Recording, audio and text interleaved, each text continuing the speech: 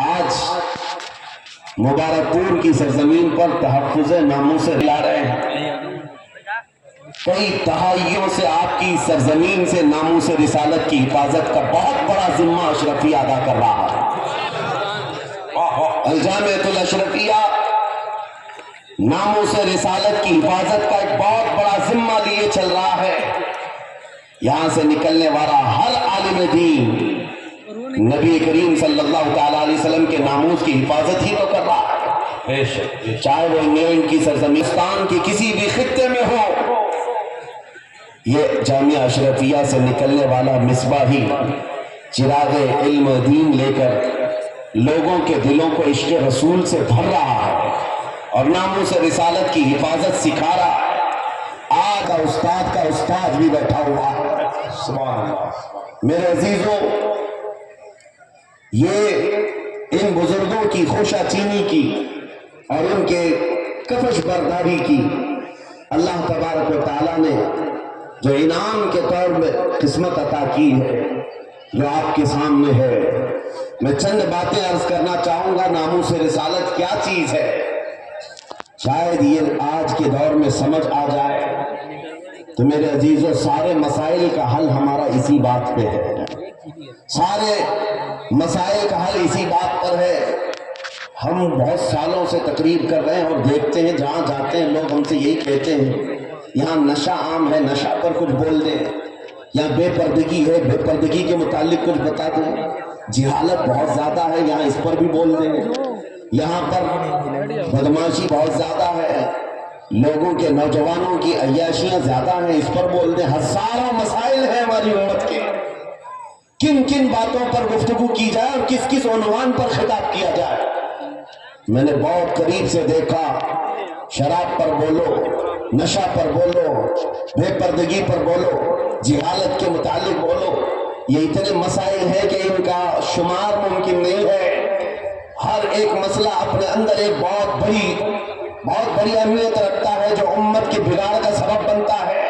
پھر ہم نے وہی بات کرنی شروع کی جو 100 سال پہلے اقبال نے کہا تھا، اس امت کی ترقی کا راز ایک ہی ہے، اس امت کے تمام مسائل کا حل ایک ہی ہے، سبب کچھ اور ہے جسے تو خود سمجھتا ہے، سوال بندہ مومن کا بے زری سے نہیں۔ اقبال نے کہا تھا، وہی بات میں آج آپ کو دہرا رہا ہوں، ہماری ترقی کا راز صرف ایک ہی ہے جو اقبال نے 10 سال یورپ کی زمین خاک چھان کر کے واپس آ کر کے اپنی قوم کو بتایا تھا۔ یورپ تو ترقی کر رہا ہے سائنس پر، یورپ تو ترقی کر رہا ہے میتھمیٹکس پر، یورپ تو ترقی کر رہا ہے فزکس پر، الجبرا پر، نہ جانے کتنے علوم و فنون پر، لیکن میں نے جو 10 سالوں کی زندگی میں دیکھا، ہماری قوم کی عزت اور ان کا ارتقاء، ان کی ترقی کا راز نہ یہ سارے میدانوں میں ہے، نہ ہی یہ سائنس میتھمیٹکس فزکس الجبرا میں ہے، بلکہ اس امت کا راز صرف اتنا ہے کہ محمد سے وفا تو نے تو ہم تیرے ہیں، محمد سے وفا تو نے تو ہم تیرے ہیں، یہ جہاں چیز ہے کہ اللہ ہو، قلم تیرے ہیں، قلم تیرے ہیں۔ واہ پورا مجمع جواب دے آپ رہے۔ میرے عزیزوں، یہی وہ عنصر ہے، یہی وہ راز ہے جس کو لے کر اکابر بنے ہیں۔ نبی کریم صلی اللہ تعالیٰ علیہ وسلم کا کمال درجے سے عشق کرنا حضور کے ساتھ ایک ایسا عنصر ہے، یہ ایک ایسا کرو ہر دل پہ راج کرو، حضور پاک کی بات کرو ہر دل پہ راج کرو۔ یہ ہم نے دیکھا ہے کیا بات، قوم میں جو زندہ ہیں آج بھی نام وہ حضور پاک کے نام کی برکت سے زندہ ہے۔ اقبال نے کہا تھا شاعر مشرق نے، آبرو ما زنام مصطفیٰ است، ہم سب کی عزت و آبرو مصطفیٰ کے نام سے وابستہ ہے۔ کیا بات، ہر چے دنی دنیا باد مصطفیٰ است، جو کچھ بھی اس دنیا میں ہے وہ مصطفیٰ کے بعد ہے۔ مصطفیٰ کے بعد ہے، واہ واہ۔ جو رسول کریم صلی اللہ تعالیٰ علیہ وسلم کے ناموس کی حفاظت پر اور ان کے عشق پر آگے بڑھ کر چلتے رہے، وہ اتنی بڑی طاقت کے مالک ہو گئے، میں آپ کو کیا بتاؤں۔ آج دنیا جس چیز سے خوف زدہ ہے، آج ہم ٹوٹے بکھرے ہوئے لوگوں سے دنیا جو ڈرتی ہے، وہ اس لیے نہیں کہ ہماری داڑیاں ہماری ٹوپیاں ہمارے جبے ان کو ڈراتے ہیں، بلکہ اس ظالم دنیا کو جو سب سے زیادہ خوف لگتا ہے وہ تمہارے سینوں میں چھپے ہوئے عشق رسول کی دولت سے ہے۔ اسی کو اقبال نے کہا تھا، یہ فاقہ کش موت سے ڈرتا نہیں ذرا۔ انگریز 100 سال پہلے یہ کہہ رہے تھے، انگریز یہ کہتے تھے یہ فاقہ کش موت سے ڈرتا نہیں ذرا، بھوکا رہتا ہے پیاسا رہتا ہے لیکن موت سے نہیں ڈرتا ہے۔ یہ کیسا مسلمان ہے؟ لیکن اس کو جو موت سے بے خوف کرتی ہے وہ چیز ہے کیا؟ انگریز کہتا ہے روح محمدی اس کے بدن سے نکال دو، روح محمدی اس کے بدن سے نکال دو۔ پوری دنیا کی پاورفل طاقتیں بھی یہ جانتی ہے کہ روح محمدی عشق محمدی یہ دولت ایسی ہے جو انسان کو بے خوف کرتی ہے، اسے آزاد کرتی ہے، ہر ڈر سے آزاد کرتی ہے۔ اسی لیے بریلی کے امام نے ہمیں پکار کر کہا تھا، خوف نہ رکھ رضا ذرا تو تو ہے عبد مصطفیٰ، خوف نہ رکھ رضا ذرا تو تو ہے عبد مصطفیٰ، تیرے لیے امان ہے تیرے لیے امان ہے۔ عزیزان گرامی اوقات، آج جو حالات چل رہے ہیں اس اعتبار سے ایک ڈر کا ماحول، خوف کا ماحول، ایک ایسی سراسنگی ہے جس کو ہم محسوس کر رہے ہیں۔ لوگ آج ہر چوک پر ہر کٹے پر یہ گفتگو کرتے ہوئے نظر آ رہے ہیں، حالات بڑے خراب ہو گئے ہیں، زہر پھیل گیا ہے، لوگوں کے اندر تعصب بہت بڑھ گیا ہے اور حالات اتنے خراب ہیں، مائنورٹی میں ہم کیا کر لیں۔ ایک بات یاد رکھو، ستیزہ کار رہا ہے ازل سے تا امروز، شرار ابو لہبی سے چراغ مصطفی۔ یہ حالات آج ہی خراب نہیں ہوئے ہیں، ہماری تاریخ اس سے بھری پڑی ہوئی ہے۔ حالات ہر زمانے میں اسی طرح کے ہوتے رہے اور اسلام کا یہ حسین پودا اسی طرح لہلہاتا رہا۔ آج کے حالات بھی نکل پڑیں گے، اسی طرح چلے جائیں گے۔ چاند کو بھی گہن لگتا ہے لیکن جب گہن چھٹ جاتا ہے وہ اپنے آب و تاب کے ساتھ چمکتا ہے۔ آج اس امت کے حوال اگرچہ خستہ نظر آتے ہوں لیکن تمہیں نروس ہونے کی ضرورت نہیں، تمہیں ڈر کر کے اپنا گھر اپنا دین اور اپنا مسلک بدلنے کی ضرورت نہیں ہے۔ انتظار کرو، وہ رب قدیر جو اندھیروں کے بعد اجالے لاتا ہے، وہ رب قدیر ہو رات کے بعد صبح لاتا ہے، ہم پر آئے ہوئے اس گہن کو بھی مولا دور فرمائے گا۔ اسی بات کو میں کہتا ہوں، آج دنیا شور مچا رہی ہے، جو حالات چل رہے ہیں، میں مختصر سی بات کر کے اشارے میں آگے اپنے موضوع کی طرف آتا ہوں۔ میں آپ کے سامنے ایک آیت پڑھتا ہوں، 3-4 دن پہلے کی بات ہے۔ اس آیت کو پڑھا تو ایک میسج مجھے آیا، کہا مولانا اسٹیج پر بیٹھ کر کے چلانے سے کچھ ہوتا نہیں، قرآن کی آیت ہے، هو الذی ارسل رسولہ بالہدی ودین الحق لیظہرہ علی الدین کلہ۔ وہ اللہ ہے جس نے اپنے رسول کو ہدایت کے ساتھ اور دین حق کے ساتھ بھیجا۔ کس لیے بھیجا؟ اس لیے کہ پوری دنیا پر یہ دین غالب آئے، وہ رسول اس دین کو غالب کرے گا اور یہ دین اسلام پوری دنیا میں غالب آ کر رہے گا۔ جب ہم بات کر رہے ہیں اس زمانے میں میرا دین غالب آئے گا، لوگ مذاق اڑاتے ہیں، کہتے ہیں حالات ذرا باہر نکل کر کے دیکھو، تمہارے چھیترے اڑ رہے ہیں اور تم کہہ رہے ہو کہ دین غالب آئے گا۔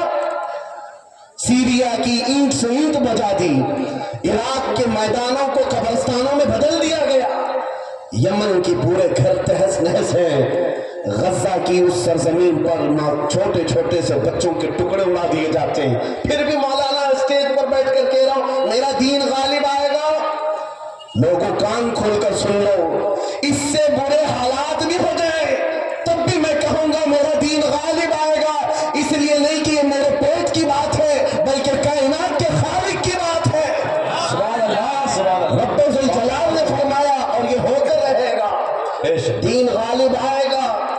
ان حالات میں لوگ یہ کہتے ہیں جب ہر طرف سے ہم ہی مارے جا رہے ہیں، ہماری ہی ٹکڑے ہو رہے ہیں، سارے ظلموں کا نشانہ ہم یہ ہے، پوری دنیا نے ہم کو ٹارگٹ نمبر 1 پر رکھا ہوا ہے۔ اس دور میں آپ ایسی باتیں کیسے کر سکتے ہیں میرے عزیزوں؟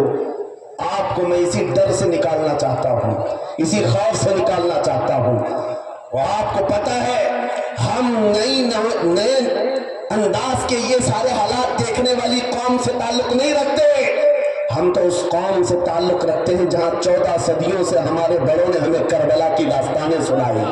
کیا بات ہے، کیا بات ہے. ہر زمانے میں علماء نے، ہمارے ماں باپ نے کربلا ہمیں سنایا ہے. کربلا صرف ماتم کرنے کے لیے نہیں سنایا جاتا، سینہ ٹھوک کر کے، سینہ پیٹ کر کے رونے دھونے کے لیے نہیں سنایا جاتا. کربلا ہر سال اسی لیے سنایا جاتا ہے. اے امت مسلمہ یاد رکھو، اسلام میں کبھی بھی تعداد نہیں دیکھی جائے گی. جہاں اہل حق ہوں گے اللہ کی مدد ہوگی. کربلا میں اگرچہ اہل بیت رسول اللہ کے گھر کے نوجوانوں کے ٹکڑے ہو گئے تھے، لیکن پوری دنیا جانتی ہے جیت انہی کی تھی، جیت انہی کی تھی. اسی طرح آج میں کہتا ہوں، غزہ کو اگر ظالم و جبروتی طاقتیں مل کر کے تہس نہس کر ڈالے، ان 20 لاکھ مسلمانوں کو مار کر ختم کر کے صحرا بھی بنا دے، تب بھی ہم کہیں گے کہ غزہ کے اہل حق ہی جیت پائے ہوئے ہیں. فتح انہی کی ہے، اس لیے کہ یہ حالات گزر جائیں گے. پھر اے کتوں، تھوڑی دیر کا انتظار کرو، کچھ دیر کی خاموشی ہے، پھر شور آئے گا. آج کتوں کا وقت ہے، کل ہمارا. اللہ سبحان اللہ. اللہ یا رسول اللہ. زندہ واہ واہ، ماشاء اللہ، سبحان اللہ، سبحان اللہ، سبحان اللہ، سبحان اللہ. توجہ، میں بات اب ناموس رسالت کے متعلق عرض کرتا ہوں. جس نے اس ٹاپک کو پکڑ لیا، حضور پاک کی عزت کو، اور وہ اپنی زندگی میں اس کی اہمیت کو سمجھ لیا، میرے عزیزوں، صرف پھر وہ بلندیوں کا ہی سفر کرتا ہے، پھر وہ عروج کی طرف ہے. خلفائے راشدین میں سب کی اپنی فضیلتیں ہیں. فاروق اعظم سیدنا عمر بن خطاب رضی اللہ تعالیٰ عنہ کے جلال کا اور ان کی عظمت اور ہیبت کا ایک الگ انداز تھا. قیصر اور کسریٰ بھی تھر تھر کانپتے تھے، اور وہ ننگی پیٹھ پر پیپل کے درخت کے نیچے سونے والا غلام رسول، لیکن پوری دنیا طاقت کا لوہا مانتی تھی. وجہ کیا ہے؟ وہ عشق رسول سے بھرا ہوا سینہ لے کر چلتا تھا. عمر فاروق کے پاس سب سے بڑی چیز کیا تھی جانتے ہو؟ ایک بار آپ کو جب امیر المومنین کہہ کر پکارا گیا، آپ کے آنسو نکل آئے. لوگوں سے کہا ہے، لوگوں سنو، میں اپنی حیثیت بتاتا ہوں. میری حیثیت کیا ہے؟ میں خطاب کا بیٹا عمر ہوں. بچپن میں مجھ سے 2 بکریاں نہیں سنبھالی جاتی، میرے باپ سے میں روز مار کھاتا تھا. میں بکریوں کو سنبھال نہیں پاتا، میرے باپ مجھے روز مارتے تھے. خطاب کا بیٹا وہ عمر ہوں. لیکن آج اس دور میں 36 لاکھ اسکوائر کلومیٹر پر تنہا عمر کی نگرانی ہے. مصر بھی، فلسطین بھی، عراق بھی، شام بھی، یمن بھی، عرب کا یہ حجاز و نجد کا علاقہ پورا ایک عمر ابن خطاب کی نگرانی میں چل رہا تھا، جو اس دور کے تقریباً 36 لاکھ اسکوائر کلومیٹر کی بات ہوتی ہے. تنہا نگرانی چل رہی ہے.